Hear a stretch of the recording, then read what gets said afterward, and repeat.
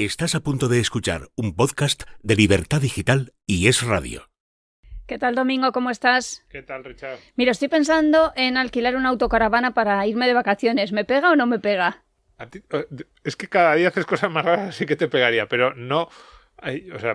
nunca lo he entendido, pero animo a los oyentes que lo hacen que nos expliquen las razones para la autocaravana, porque de verdad siempre me ha sorprendido, pero al mismo tiempo que me sorprende, y nunca lo he hecho, la gente que lo hace vuelve luego encantada y dice que es mucho mejor que muchas alternativas, tipo un hotel o una casa alquilada. Mi miedo es que no sé si tendré la sensación de estar tirada en la calle continuamente. Sí, no, yo es que te digo que nunca lo he hecho y nunca me ha llamado la atención, pero vamos a animar. Tenemos que hacer, después del verano, un debate. ¿Cuál es la mejor forma de irse de vacaciones? Si vamos de autocaravana, Domingo no podrá llevar su chaqueta con coderas ni yo mis sandalias con plataformas. No. Creo que impone muchas restricciones la autocaravana. ¿Qué tal? ¿Cómo estáis? Bienvenidos a Economía para quedarte sin amigos. Hoy hablamos del denarius, del dinero, de su historia, de nuevo. Y es que la prosperidad supera del autoconsumo y el trueque va unida al dinero, el capitalismo y el ahorro. ¿Os habéis preguntado por qué las primeras monedas llevaban la cara del rey? ¿Era una cuestión de poder o de solvencia?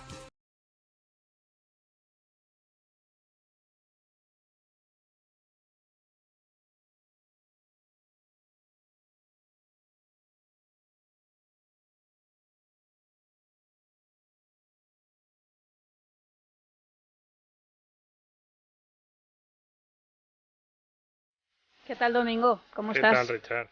Que rascando seguimos teniendo unos pocos amigos, ¿no? Sí, ahí nos visita uno de ellos. No, hablando de... Cuidado, iba a decir de cosas raras o que parece que queremos expulsar a nuestra audiencia, hablando de cuarto o quinto, creo que es el cuarto episodio que le dedicamos al dinero. Yo no me levanto y me voy por educación. Yo sé que a ti te cuesta, pues son de los episodios más escuchados y también de los que más gente me ha escrito o en redes sociales o en el grupo de Telegram o personas, pues amigos con los que me encuentro me dicen, el otro día me hizo una ilusión terrible, no sé si me lo dijo por quedar bien, pero yo pues me hizo ilusión. ¿Te lo has creído? Un profesor de universidad que me dijo que les había planteado a sus alumnos que los 3 primeros episodios que habíamos hecho, que eran los que en aquel momento se habían emitido, se los había dado como material complementario a la clase y les había dicho que lo escucharan y que fueran tomando nota de lo que nos habían contado Paco Capella, Ignacio Moncada sobre el dinero, sus características, por qué funcionaba en algunos casos y en otros no, la historia del dinero, todas esas cosas de las que hemos ido hablando. Por cierto, no lo hemos dicho. Y Rubén Manso, que está diciendo, ¿quién fue es verdad, Rubén Manson, que es verdad, sí, que estuvimos hablando sobre lo más técnico, pues hasta mucha gente me ha dicho, qué interesante. Es verdad, cómo gustó ese episodio. Que nos contó Rubén, si el dinero era un pasivo del Banco Central Europeo, si era patrimonio neto, las características, lo más técnico, pero que al mismo tiempo es muy importante para comprender lo que llevamos dentro del bolsillo, que es que al final nuestra vida gira también en buena parte en torno a eso. Ya te digo, bueno, que estamos ahora también en Es Radio, durante todo este verano, que no lo hemos dicho porque somos muy discretos. Eso es. Y también tímidos, ¿por qué negarlo? Aquí en el micro sí. Nos crecemos un poco, pero somos los dos muy tímidos. Un poco sí. Y sí, los sábados nos pueden escuchar en Es Radio a eso de las 6 de la tarde. Si no cambia la parrilla, más o menos a esa hora estamos emitiendo en directo. Sí, nos han hecho un hueco hueco ahí. En directo ahí. No, quiero decir, está emitiéndose los podcasts que ya vosotros habéis escuchado a través de las plataformas. Eso es, nos han hecho un hueco en la parrilla y estamos, la verdad, muy, muy ilusionados porque está muy bien. Y luego ya a partir del invierno no nos moverán, ya te lo digo, Domingo. Ni fútbol, ni carrusel, ni nada. Ahí vamos a estar aquí nos quedamos. Por supuesto. Bueno, que hoy nos ha visitado uno de los pocos amigos que nos quedan para hablar del dinero. ¿Lo presentas tú? Sí, bueno, Miguel Ángel Echarte, profesor de la Universidad Católica de Ávila. Que tiene algo de murciano, como tú. Que tiene algo de murciano, de granadino y de almeriense. Ahí, en ese triángulo del sureste peninsular, ahí tiene sus orígenes. Mucho talento, vamos. Y él es profesor de economía especializado en temas monetarios, temas financieros, un libro que tengo aquí, La dolarización en América Latina, porque también ha estado viviendo y dando clases en Ecuador y buscando más amigos que supieran mucho de este tema, de lo que es el dinero, de cómo se empezó a generar el dinero moderno. Hoy vamos a hablar mucho de la Edad Media, de los primeros banqueros, de las primeras monedas, de cómo se fiaban entre ellos, de lo que estaban dando era realmente una moneda sólida, de cómo los reyes empezaron a bastardearlas, de los pagarés, de todo eso, con alguien que sabe mucho, Miguel Ángel, así que le saludamos y le agradecemos que esté aquí con nosotros. ¿Qué tal, Miguel Ángel? Encantado de estar con vosotros. ¿Cómo estáis? Muy bien. ¿Y tú? Muy bien. Pues nada, bien. Vamos a intentar desengranar estos temas tan abstractos y tan complejos. Bueno, a ver, ¿cómo se entendían en la Edad Media con el dinero? Porque decía yo a la entrada que había más monedas. Todo Dios, aquí. Efectivamente, había... Es literal esto de todo Dios, porque incluso la Iglesia acuñaba su propia moneda, ¿no? Había muchas monedas. Bueno, hay que decir que se suele considerar la Edad Media el periodo que va desde la caída del Imperio Romano de Occidente hasta, bueno, pues hay quienes dicen hasta la toma de Constantinopla por parte de los turcos en 1453 o la conquista de América en 1492. Claro, es un periodo muy largo de la historia, ¿no? Entonces, la primera etapa, que sí que corresponde un poco a la época más oscura, aunque luego veremos que hay una leyenda negra en contra de la Edad Media y no todo fue tan oscuro, pero sí que los primeros siglos, la época de las invasiones y demás, hay un cierto proceso de desmonetización y de vuelta al trueque, la época del feudalismo, pero no obstante, sí que existían monedas importantes. Por ejemplo, ¿sabéis? Con la invasión musulmana de España en el 711 y la conformación luego del califato omeya, pues tenían el dinar de oro, el dirham de plata, el felus de cobre, es decir, que existían monedas. Y, por supuesto, en las ciudades del norte de Italia, donde luego va a haber una cierta prosperidad, pues también existían muchas monedas, ¿no? Luego, en el siglo XIII, el florín florentino pues va a ser, digamos, la más importante, pero previamente pues existía el sistema carolingio, ¿no? De libras, de chelines, de peniques, pero efectivamente había mucha diferencia entre las libras francesas, las libras inglesas, no había una unificación de pesos y eso pues creaba muchas complicaciones, pero bueno, estaba la labor de los cambistas, ¿no? Que trataban de determinar, de dilucidar esos cambios entre las monedas. Y luego en un momento dado, también precisamente por esa multiplicidad de monedas y por los peligros que llevaba a embarcar oro, plata en las embarcaciones, en esos viajes comerciales, pues también era muy frecuente las ventas a crédito. Por ejemplo, en las ferias de la Champaña, que son muy importantes en ese periodo, pues también muchas operaciones se realizaban con este tipo de letras, ¿no? De comerciales. Pero ¿y cómo decimos a crédito? Y monedas que compiten y además que en cada país es diferente. Entonces, lo primero que yo creo que nos llama la atención desde nuestra época es qué monedas imponía y por qué. Pues decías antes el florín, y cómo dos personas de países diferentes llegaban a un acuerdo sobre cuánto valía la moneda de cada uno, porque además incluso algunas decías que tenían la misma denominación, a lo mejor la libra eran similares, pero que no eran iguales. Entonces, claro, tenían que decir, yo te estoy dando una libra de las mías, pero esto no es como la tuya, ¿tú qué me vas a dar a cambio? Porque te quiero comprar unos sacos de trigo. ¿Cómo se hacía eso? Entonces, ¿cómo se imponía una moneda y cómo se relacionaban monedas y comerciantes y empresarios en general de diferentes países?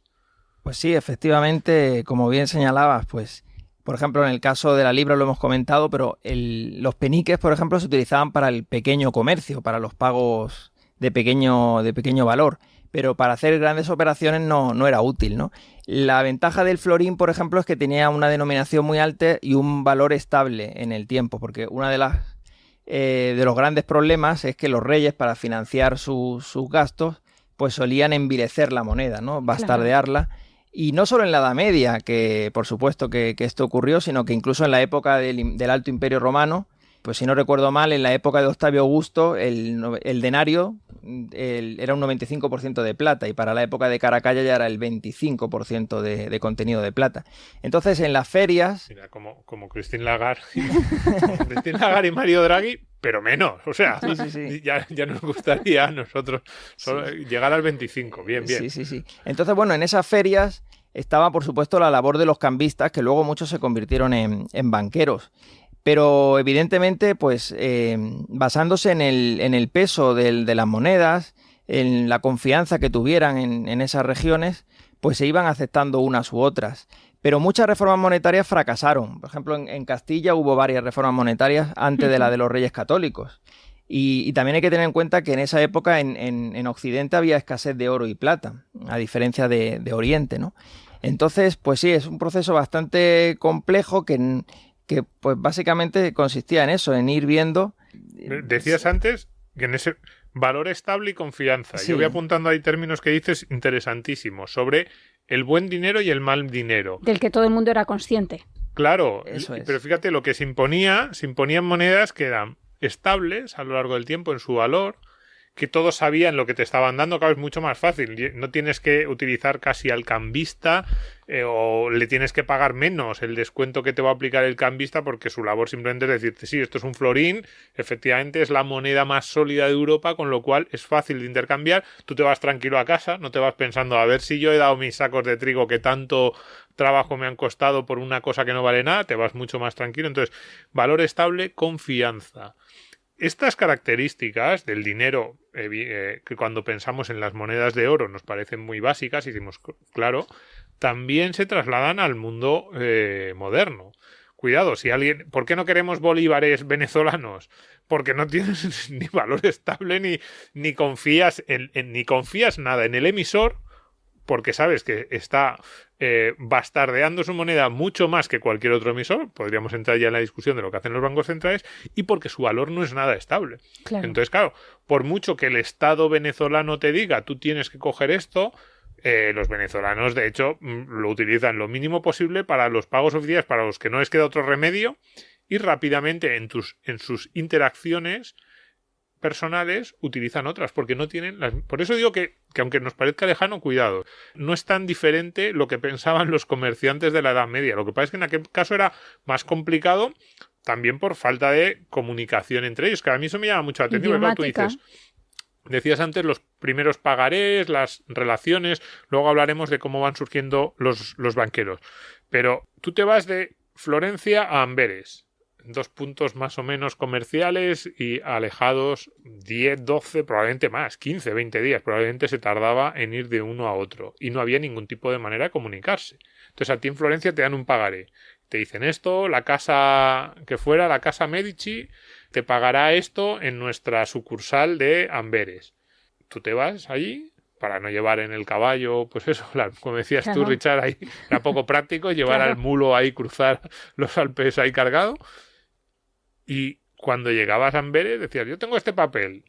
Como certificaban que eso era suyo, te daban moneda de verdad. Ese es un proceso que a mí me parece muy interesante y no tan intuitivo como ahora que, a ver, yo lo decía antes de entrar en el programa, para cualquier transacción, tú tienes que hacer ahora un Bizum de 20 euros y te piden la clave, el código. Tienes que meter 80 certificados que dictaminen que tú eres el que está haciendo el Bizum de 20 euros. Y sin embargo, en aquella época... hombres eran hombres de palabra. Nosotros... No lo sé, pero viajaban de Florencia a Amberes y se intercambiaban los pagares con relativa normalidad. Sí, sí. Bueno, lo que han mencionado de Venezuela, también podría decirse de Argentina, es lo que trataba de analizar en ese libro, ¿no? Sobre la dolarización, que en muchos países ha sido una dolarización oficial, pero en otros es una dolarización espontánea. Es decir, en muchos países de América Latina, como desconfían del emisor y hay un proceso de inflación muy alta, tienden a utilizar espontáneamente otra moneda, en este caso el dólar. Entonces sí es verdad que cuando cae el Imperio Romano desaparecen las rutas por el Mediterráneo, ¿no? Al final el Imperio Romano había crecido y se había integrado gracias al comercio a larga distancia. Y eso desaparece, pero luego empiezan a resurgir otras rutas. La ruta del norte, del mar Báltico, del mar del norte, la ruta del sur. Venecia estaba conectada con Constantinopla, con Oriente Medio. Entonces, de alguna forma, aunque las comunicaciones no eran como hoy en día, evidentemente, pero sí que tenían ese conocimiento, ¿no? de determinar cuál era la mejor moneda. Y se fiaban. Y se fiaban de los pagarés y de las monedas y de cómo... a mí eso me parece muy llamativo, ¿no? En Al-Ándalus también tenían su moneda, claro. Sí. Y entonces decías, porque yo tenía que apuntar una pregunta que era, como tú habías escrito ese libro de la dolarización en América Latina, que en parte es pues los latinoamericanos diciendo yo no me fío de esto que me da y cogiendo la moneda más sólida, yo tenía aquí...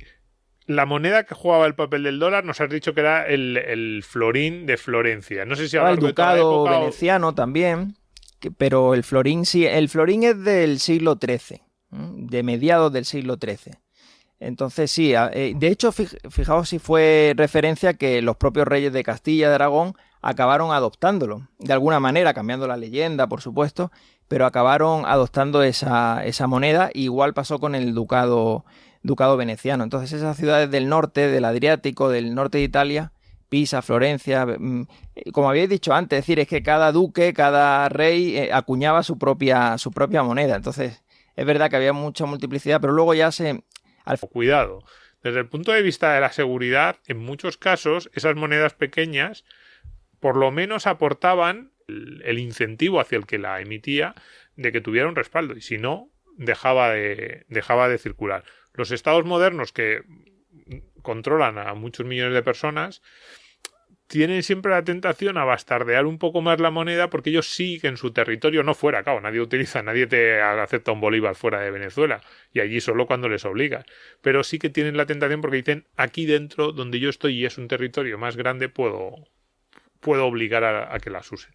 Es la tesis de Eric Jones, ¿no? De que el milagro europeo se debió pues a esa fragmentación del poder político que evitaba que un rey o un duque pudiera, en términos relativos, pues ir contra la libertad de los ciudadanos o campesinos, de los habitantes de esos territorios, porque podían irse a otro lugar, ¿no? Podían utilizar otra moneda.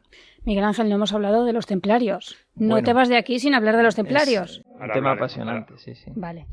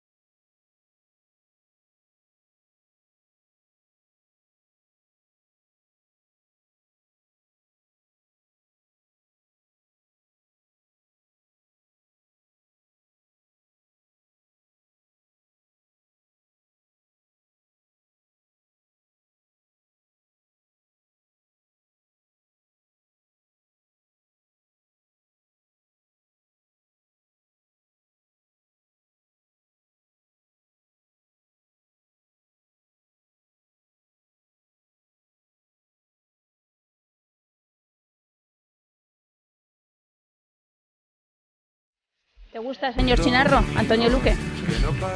No había oído hablar de este señor. Vamos, que está muy bien, pero no lo conocía hasta ahora. Un genio. Bueno, Miguel Ángel, los templarios. ¿Fueron los inventores del pagaré? Bueno, ¿Del banco privado? Déjame decir que la excusa un poco del programa... Que no me dejará hablar de los templarios, domingo. Sí, te iba a decir que justo que la excusa del programa es el libro de los templarios, de Ático de los libros, que es un libro como todos los de Ático de los libros. Ya sabes que a mí hay 2 o 3 editoriales nuevas en España de historia. Actas, Ático de los libros, Despertaferro, que están sacando unos libros de historia excepcionales. Este es de historia puro, ¿eh? Los templarios de Dan Jones, además es historia de divulgación, que nadie se espere un tratado económico. De hecho, casi la parte de economía yo diría que son 20-30 páginas, aunque hay un capítulo entero de mucho más largo que se llama Los banqueros. Está dividido en 4 grandes bloques, pues uno de los bloques se llama Banqueros, pero casi tampoco trata más las relaciones de ellos con los reyes, también en Tierra Santa, pero sí que explica en esas 20-30 páginas bien cómo empezaron a ser esos primeros banqueros europeos. Así que los templarios de Dan Jones, a quien le guste la economía, aunque solo simplemente la historia de esta orden, que a mí siempre me genera mucha curiosidad. Ya ves. Cómo nació, cómo murió, cómo se la cargaron. Sí. Tiene muchas cosas interesantes. Entonces, sí, le preguntabas a Miguel Ángel, ¿los templarios fueron los primeros banqueros de Europa, como a veces se ha dicho? ¿No? ¿Cómo lo hacían? Bueno, no los primeros banqueros, se puede hablar que había banca en la antigua Roma, ¿no? Pero es cierto que, como hemos comentado, pues hay unos siglos donde desaparece en gran medida la actividad financiera y bancaria, y el resurgimiento pues viene en gran medida porque a partir del siglo XI Europa empieza a crecer tanto demográficamente, luego si queréis lo comentamos, como en renta per cápita. Y esto es una orden religiosa, es decir, los templarios hacían los votos, ¿no? Y militar, que lo que básicamente su cometido era proteger a los peregrinos que iban a Tierra Santa. Es decir, estamos en la época de las cruzadas, La primera tuvo éxito, pero el dominio cristiano de Jerusalén era muy precario y las siguientes, hubo hasta 9, pues se perdieron, ¿no? Por parte de Occidente. Entonces, esta orden pues son militares de primera categoría, pero efectivamente, como señalabais, fueron los primeros banqueros internacionales, ¿no? En el sentido de que tenían más de 9.000 centros de actuación. Como había mucha confianza en ellos, eran muy respetados, muy austeros, pues recibían muchos depósitos.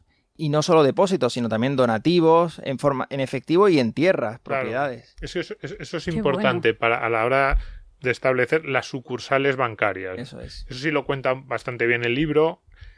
Los templarios nacen en Tierra Santa, vienen a Occidente a pedir fondos y a pedir ayuda. Y es una orden que al principio, sobre todo, es respetada, querida, admirada. Y entonces hay muchas personas que les legan tierras, sus casas, o les dan donaciones de por vida.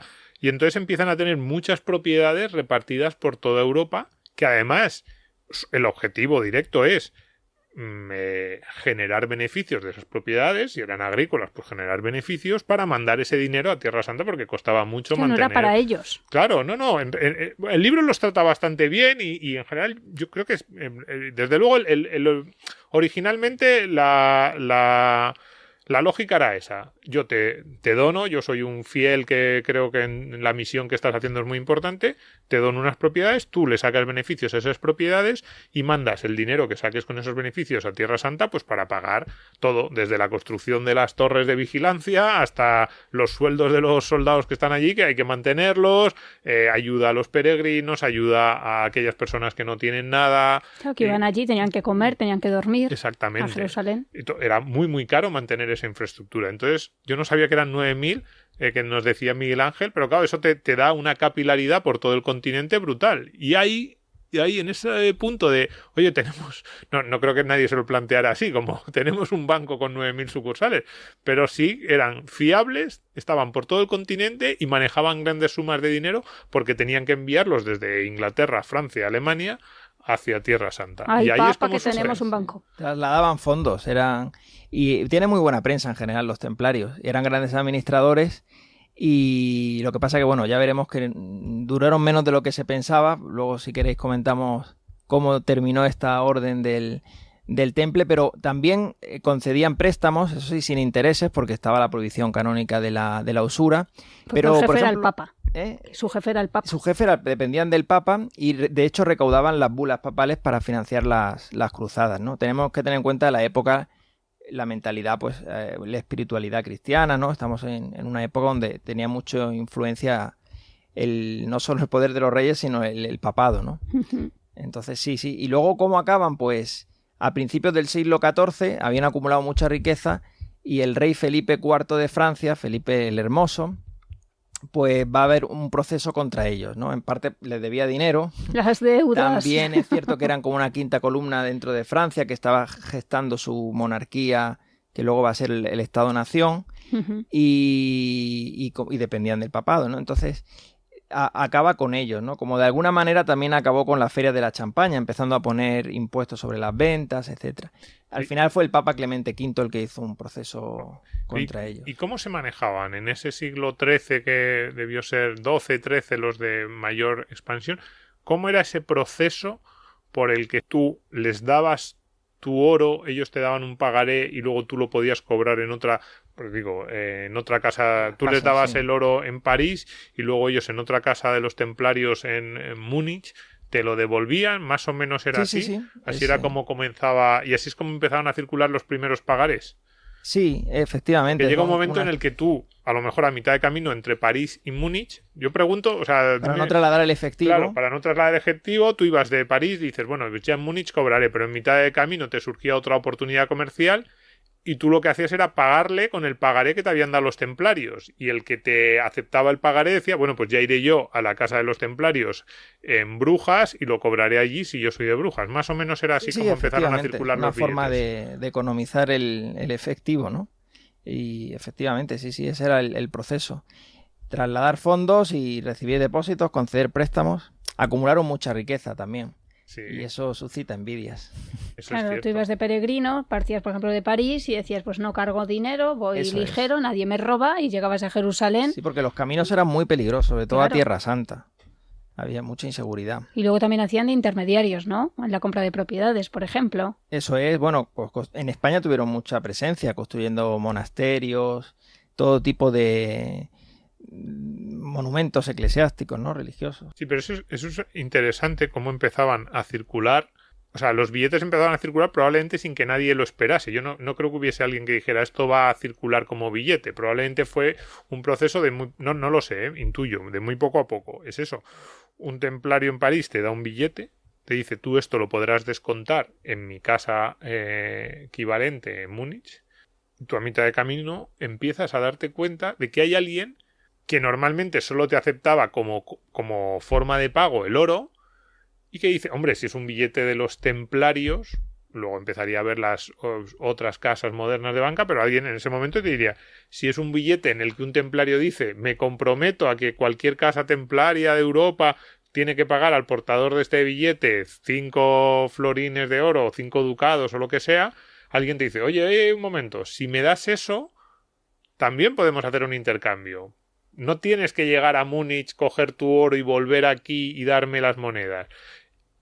Y empiezan a circular a lo mejor documentos que en un inicio eran simplemente un documento puro de comprobación de toma esto, ve hasta al otro lugar. Y ese proceso de cómo empiezan a circular, probablemente nadie lo pensó. Yo no lo sé, me da la sensación de que nadie dijo, no, te doy este billete a cambio de tu oro y no te preocupes que luego lo podrás colocar por bienes. Probablemente fue algo relativamente espontáneo, pero me da la sensación de que también bastante rápido. O sea, en el momento en que había, digamos, Se veía que funcionaba. Claro, la casa emisora tenía fiabilidad, pero era muy importante. Claro, tú te tenías que... Cuidado, pero es que no es tan... O sea, lo damos por hecho, pero no es tan fácil. El tipo que a mitad de camino, entre París y Múnich, en Ginebra, por ejemplo, en Suiza, te aceptaba el pagaré de los templarios, tenía que fiarse no solo de ti, de que el pagaré era cierto, de que tú... Porque no había DNI, dices. Claro, no solo DNI, sino que se tenía que fiar de que luego, cuando él fuera a una casa... ¿no? Esto yo creo que nos lo contaba, yo no me acuerdo si era Rubén Manso o Ignacio Moncada, ¿no? Tú dices, yo tengo una moneda que todo el mundo piensa que tiene un valor muy alto, de oro, muy fiable, porque mis padres, mis abuelos, mis antepasados siempre han sido fiables. Tú eres el duque, el rey, de donde sea, y dices, yo voy a hacer trampas, tengo muchas deudas y quiero pagarlas. Entonces, ¿qué haces? Le quitas la mitad, bueno, la mitad no se lo quitaba nadie, pues te descubría muy rápido, le quitas el 10% del valor del metal valioso a la moneda. Entonces, ¿qué ocurre? Que ese proceso de descubrimiento de que la moneda no es tan buena como era antes, tarda un tiempo. La gente no se da cuenta en el primer momento. Entonces, tú en los primeros pasos pagas por 100 cuando en realidad la moneda vale 90. Claro. Entonces, al que acuña, eso le da un poder brutal de poder saldar tus deudas mucho más barato. Eso lo cuenta muy bien otro de los libros que tenemos aquí, Guido Hülsmann, en La ética de la producción del dinero, y dice que yo creo que a él le gustaban esos sistemas monetarios con mucha competencia precisamente porque hacían más complicado que el Estado dijera yo voy a bastardear la moneda de un día para otro, pero es un proceso muy interesante. ¿Por qué hacen trampas? Hacen trampas porque sale beneficiado. El que acuña y el que dicta la moneda oficial en un territorio puede tener muchas ventajas en un primer momento y para saldar sus deudas, evidentemente. Eso es lo que se llama el efecto Cantillón, ¿no? Como son los primeros perceptores del dinero de nueva creación, por decirlo así, pues son los que salen beneficiados a costa del resto de la sociedad, que luego vía inflación pues ve cómo su poder adquisitivo se reduce, ¿no? Y lo de la competencia de monedas también es muy de Hayek, otro economista muy importante del siglo XX. Sí, y por eso Mario Draghi y Christine Lagarde también se saben eso, lo del efecto Cantillón. Saben que cuando bastardean, los primeros beneficiarios son ellos.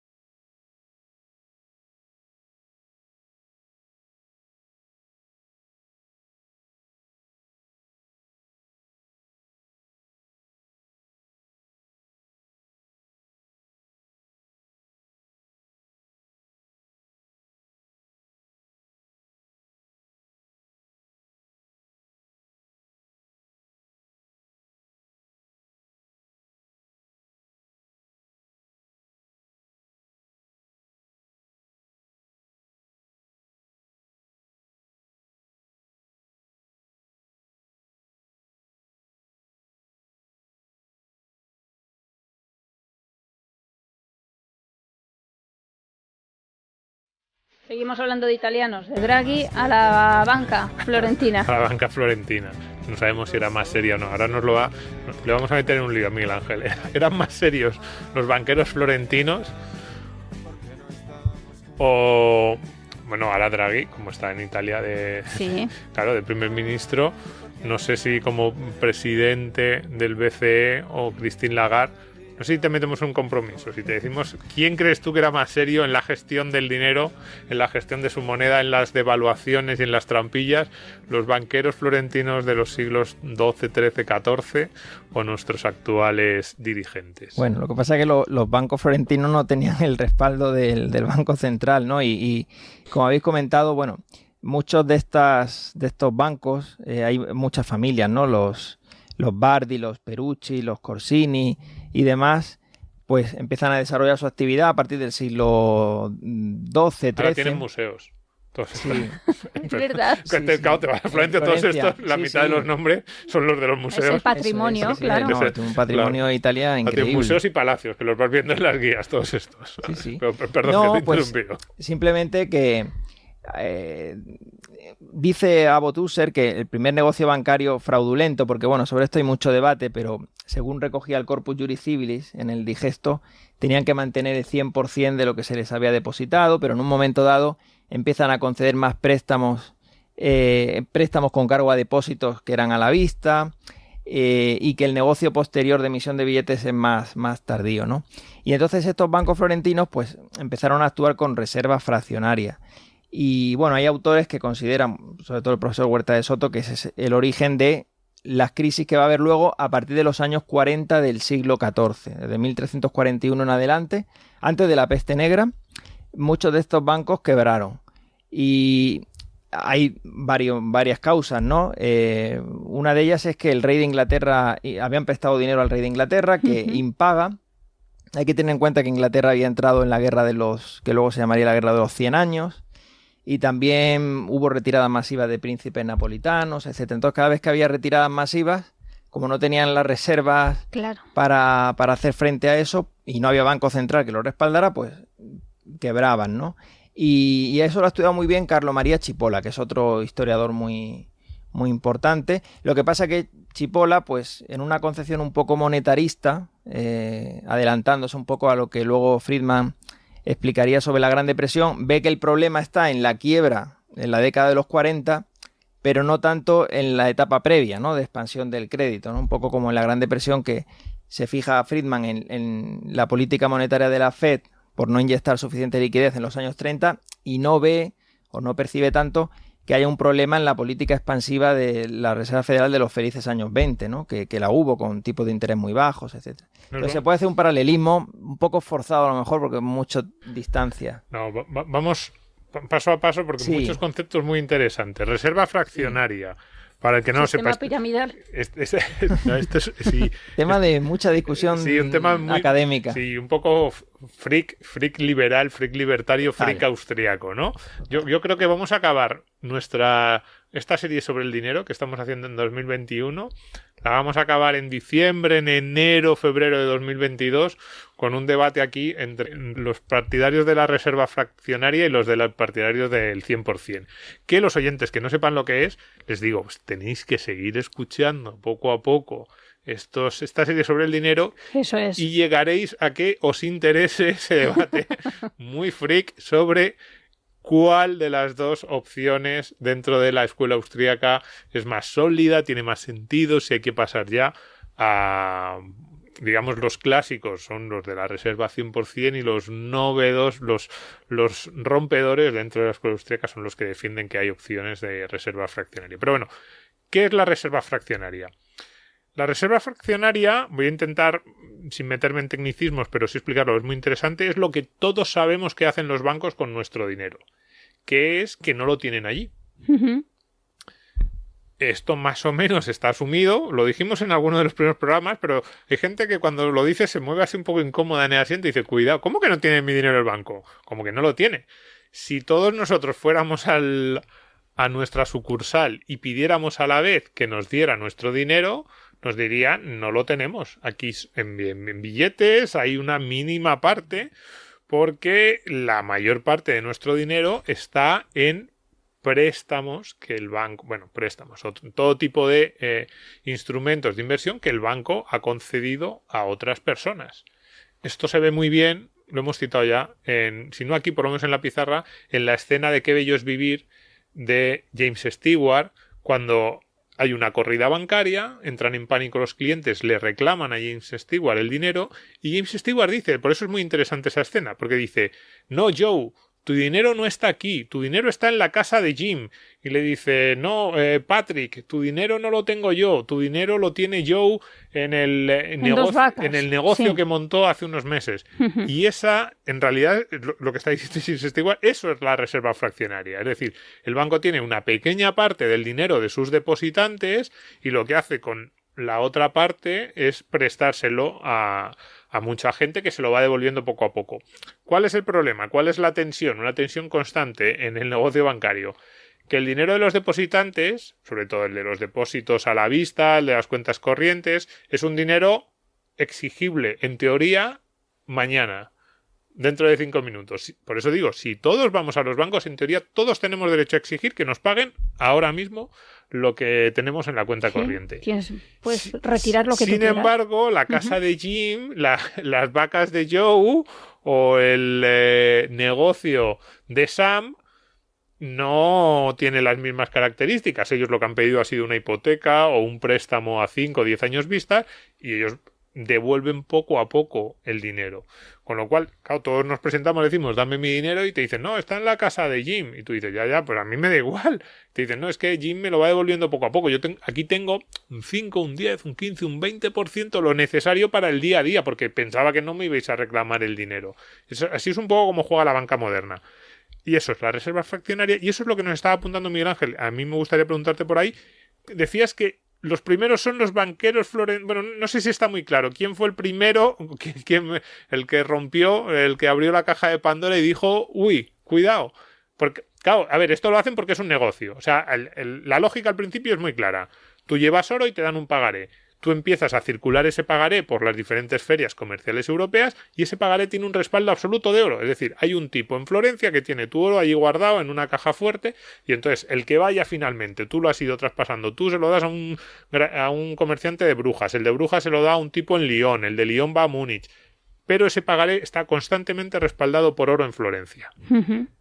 Lo que nos está diciendo Miguel Ángel es que hay un momento en que los banqueros dicen, cuidado, como no todos van a venir a mí a reclamarme el oro, yo puedo emitir dinero que no está respaldado por oro, sino que está respaldado por promesas futuras de pago de diferentes personas a las que yo le he ido haciendo préstamos.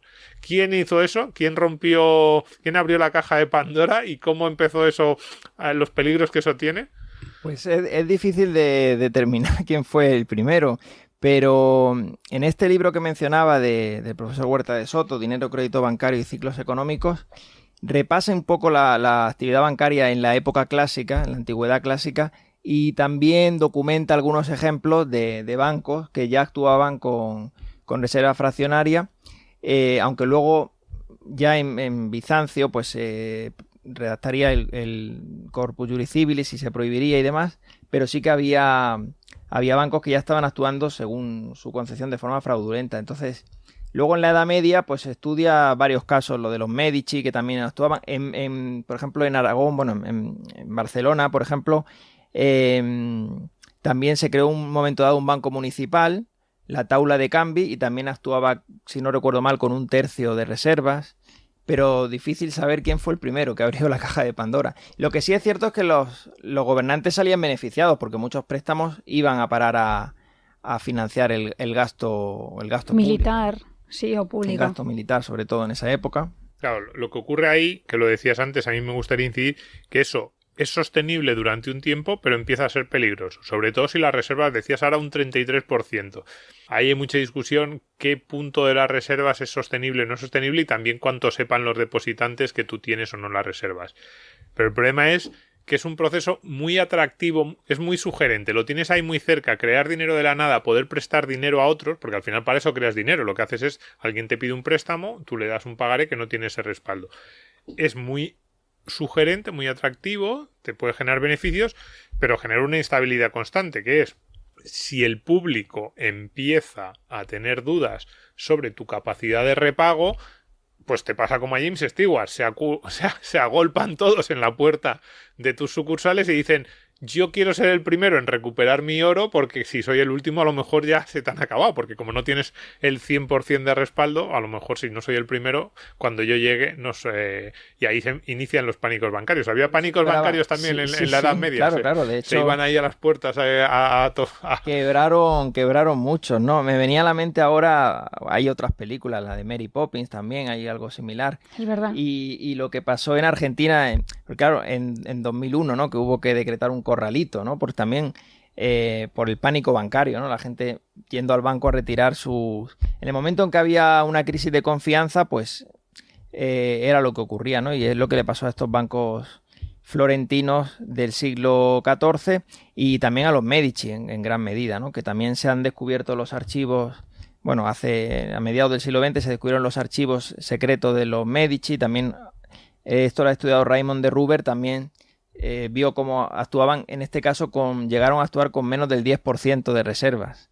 Es decir, que sí, que al no tener banco central... Tampoco lo digas como... No, claro, hoy en día es el 1%, ¿no? Pero claro, hoy la política monetaria va por otros caminos, claro, tipos de interés, mercado abierto... Habrá pero... algún banquero escuchándonos y diga, jolín, bueno, el 10%, estos son aficionados. Pero esto es como lo del diezmo, claro, que nos parecía mucho y fijaos cómo estamos con la presión fiscal. ¿Y quién te daba de... permiso para tú montar un banco? Bueno, sí que había ciertas regulaciones municipales, pero bueno, pues sí, fundamentalmente familias que tuvieran capital para propiedades de respaldo, por ejemplo.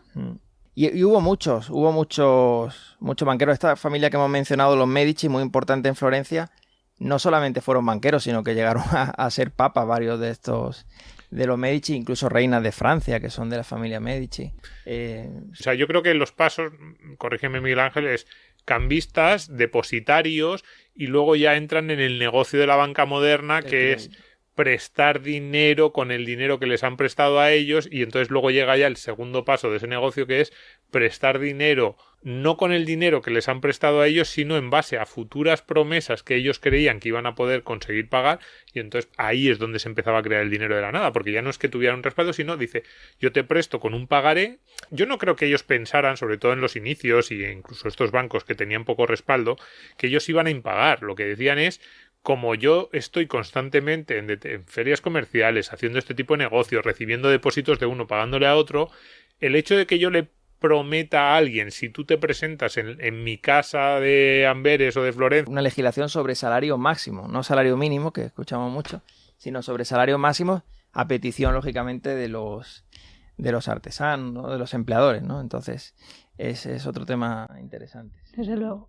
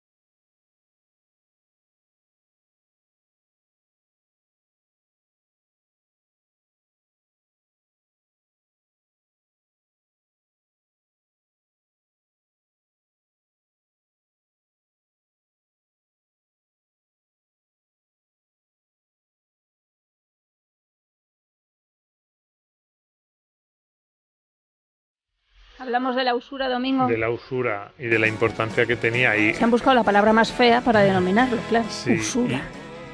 ¿Y qué hacían? ¿Y qué hacían para sortear esa prohibición? Porque evidentemente el que prestaba dinero decía, oye, esto no es lo mismo mi dinero hoy que te lo presto que tu promesa de devolución dentro de 4 o 5 años. Así que, ¿qué hacían para sortearlo? Porque está claro que si no, no habría préstamos de ningún tipo, porque nadie te iba a dar dinero con una promesa a 5 años, claro. Que tenía peligros de todo tipo. No, está claro que una economía de mercado sin préstamos y sin tipo de interés no puede funcionar correctamente. Entonces, hay un autor que se llama Jan Inberg que lo ha clasificado, algunos subterfugios, ¿no? Como decía, por ejemplo, declaraciones falsas de la suma prestada, contratos ficticios, cláusulas penales. Por ejemplo, uno de los instrumentos era lo que se ha llamado el depositum confessatum, ¿no? Que es manifestar que lo que estás haciendo es un depósito que se incumplía y entonces sí que tenías que resarcir el banquero, el depositario, al depositante, cuando en realidad lo que se quería hacer era un préstamo.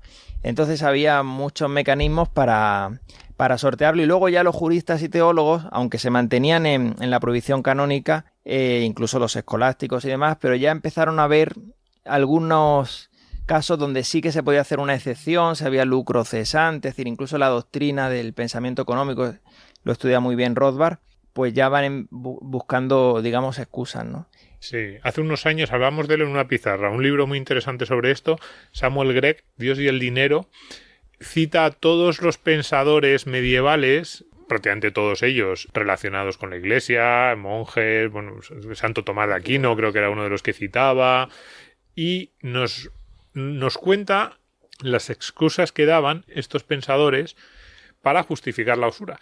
Y no eran exactamente excusas para sortear la norma por la puerta de atrás, sino que eran justificaciones. Lo que tú decías, lo del lucro cesante, decía, pues un autor decía, oiga, que es que si este dinero lo tiene este señor y no el otro, y este señor, el que ha pedido el préstamo, lo utiliza para montar un negocio y gana mucho dinero, no es justo que no se vea que el prestatario original no se vea beneficiado, o el riesgo, decían, claro, es que el que presta ahora dice, ¿y si no me pagan? Pues es lógico que alguien le pague, no es por interés ni porque el problema de la usura era que se estimaba que el tiempo era de Dios, creo que era la razón teológica última, y entonces si tú cobrabas por el tiempo es como que estabas cobrando por algo que no te pertenecía, creo que era algo así, no sé si... Bueno, el propio Aristóteles decía que el dinero era estéril. Y luego sí que en el Concilio de Nicea se basaron mucho en el Salmo 14, una frase que decía, Señor, ¿quién pisará mi tabernáculo? Y decía, aquel que no ha prestado su dinero a interés, ¿no? Y algunas frases del Evangelio de Lucas. Pero la Biblia se puede interpretar de muchas maneras. El propio pasaje de los talentos, por ejemplo, podría ser un canto al préstamo con interés y a hacer fructificar el dinero, ¿no? Entonces sí, evidentemente ahí estaban adelantando el concepto de coste de oportunidad, ¿no? Pero no vieron lo de la preferencia temporal, que es lo que manifestabas antes de que no es lo mismo un bien presente que un bien futuro. No, ahí a eso se acercaban yo creo por la parte del riesgo y por la parte de decir... Por los costos. Los costes asociados, también incluso, oye, que es que aquel al que le vas a prestar el dinero o este ha hecho algo para conseguir el dinero algo, es lógico que se le remunere, pero iba más, yo creo que sobre todo por el riesgo y por el lucro cesante y el lucro que ganaba aquel que le prestabas, ¿no? Yo creo que uno de los argumentos también era si tú le has prestado dinero a alguien y ese alguien pone a trabajar el dinero y consigue beneficios, es lógico que tú te beneficies y no sería justo que te devolvieran simplemente lo que le has prestado. Pero ya los autores, yo creo que sí, lo que sí que tenían claro es que había que encontrar una justificación para algo que era inevitable desde el punto de vista del tráfico mercantil. Y ahí me gustaría preguntarte por ahí, crecimiento económico. Hemos hablado de esas monedas inestables, de cuando los banqueros empiezan a hacer trampillas o empiezan a emitir dinero no respaldado. Muchos de los que defienden el actual sistema de dinero fiat nos dicen que sí que puede tener inestabilidad, que puede generar problemas pues también de confianza, incluso de cierto riesgo de caer en la estafa, en fraudes o en usos no bien intencionados del dinero por parte de banqueros centrales o políticos muy cortoplacistas, pero también nos dicen, o hay un argumento que dice que el crecimiento económico necesita eso. Y incluso a veces se van a la Edad Media y dicen, fíjate cómo en la Edad Media, a finales de la Edad Media, cuando se empiezan a desarrollar instituciones financieras pues algo más elaboradas, también llega la etapa de esplendor, el renacimiento. ¿Tú crees que es así? ¿Crees que el crecimiento económico necesita de ese dinero menos fiable, pero también que circula con más facilidad y que se crea y se emite con más facilidad? Volvemos un poco al debate sobre la reserva fraccionaria, ¿no? Porque incluso es un debate que surge dentro de la escuela austríaca. Hay algunos autores de Chicago que también lo defienden, pero el mainstream defiende el actual sistema de reserva fraccionaria en cuanto a que facilita el crédito, ¿no? a los empresarios.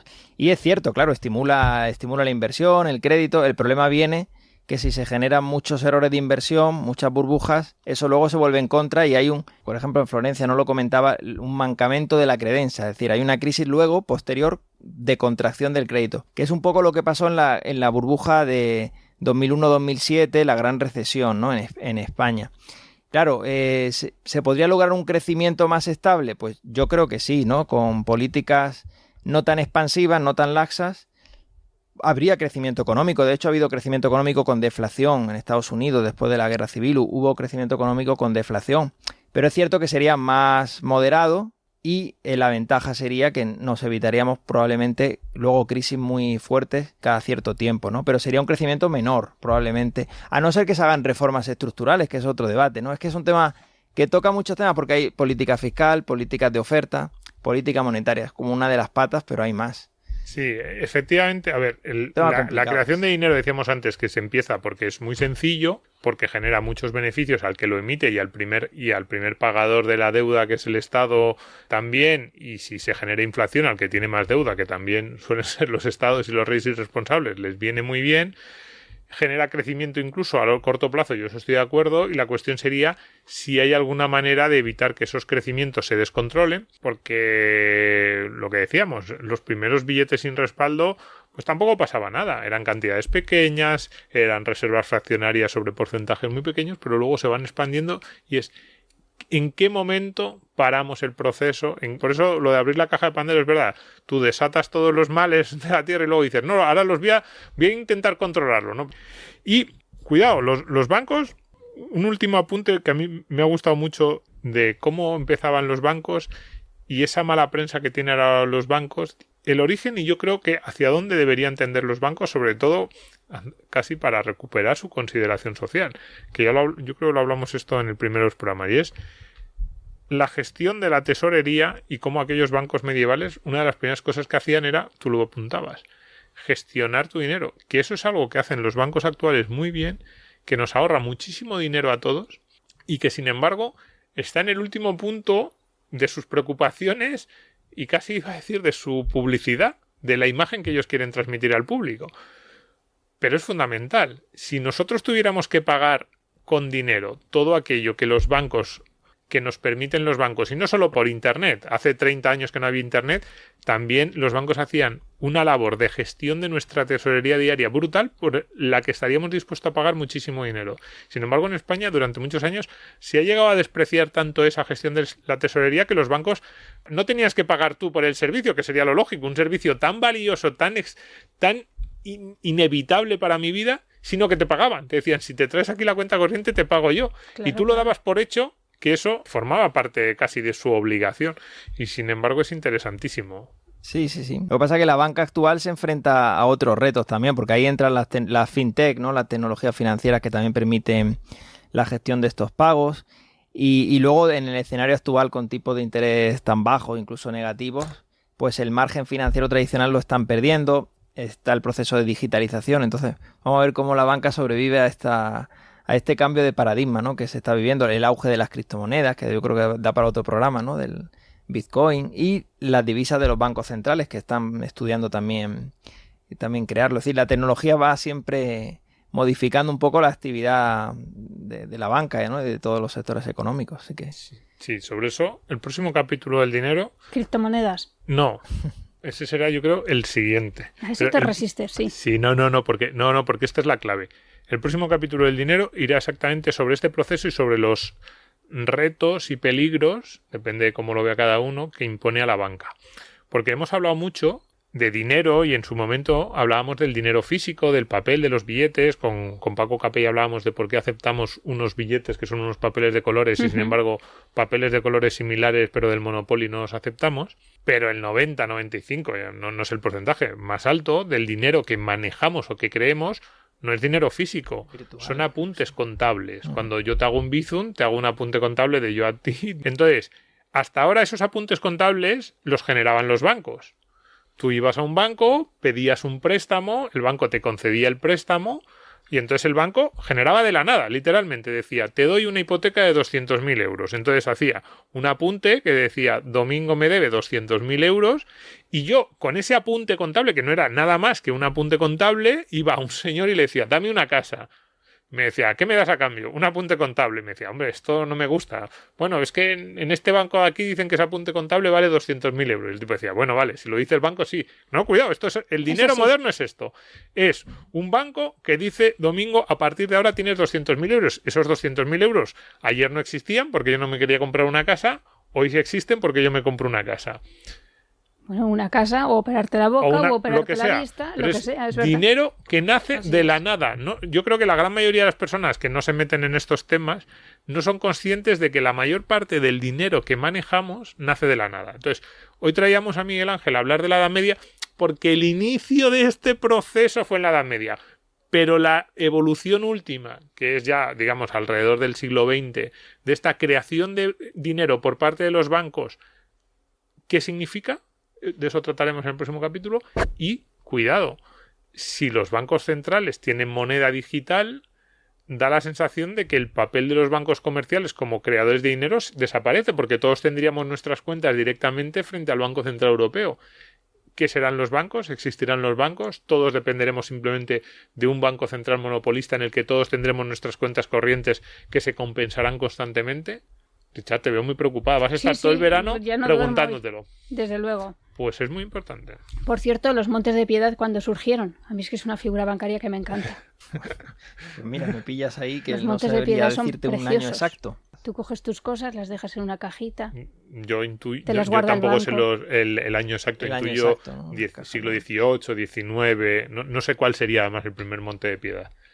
Pero esos eran unos bancos muy poco sofisticados y que lo que les perdió fue la sofisticación. Sí, y el gobierno de la Segunda República. No, digo ya la evolución última, que fueron las cajas de ahorros, sí. Lo que les perdió fue perder su carácter pueblerino. Cuando entraron los políticos, ¿no? A meter mano ahí también. Un poco claro. de todo. Pues Miguel Ángel Echarte Fernández, muchísimas gracias por haber estado con nosotros. Podemos recordar otra vez el título de su libro. La dolarización en América Latina, un análisis desde la perspectiva de la escuela austríaca, que lo editó hace un par de años, Unión Editorial, de 2019. Pues ahí lo tienen para quien le interese estos temas monetarios y sobre todo ese proceso interesantísimo como en algunos países de América Latina fueron a veces que se sabía que iba a ser así y a otras veces de forma más o menos espontánea adoptando el dólar. ¿Ha suspendido a muchos o no? No, eres buen todavía profe? No, pero bueno, todos andarán. A los que se lo merezcan. Todavía estamos en fase de corrección de examen. Intentando calarle como profesor. Haremos pocas matrículas, pero bueno, alguna caerá. Muchas. Un episodio más.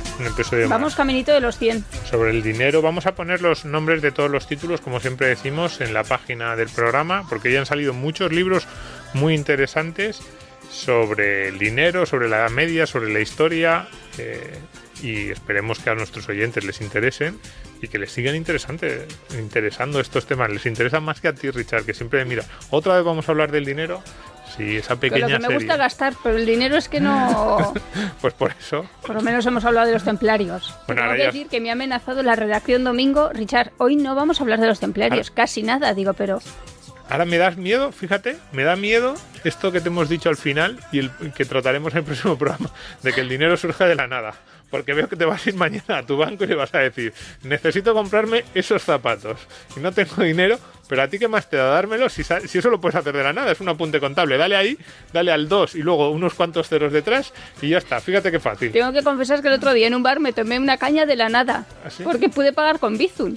Anda. Y se memoriza el móvil del bar y pagas con un Bizum. Digo, pues mira. Fíjate, no lo había hecho nunca.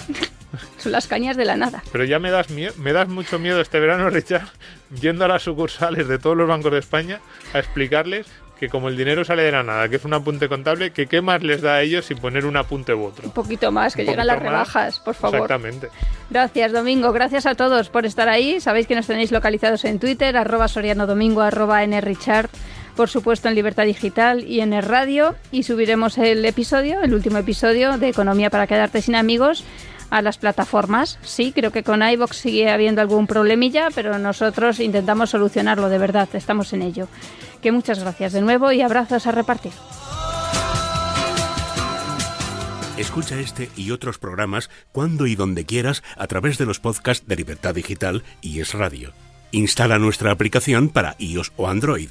Entra en nuestra web Es Radio FM o búscanos en iVoox, Apple Podcast o Spotify.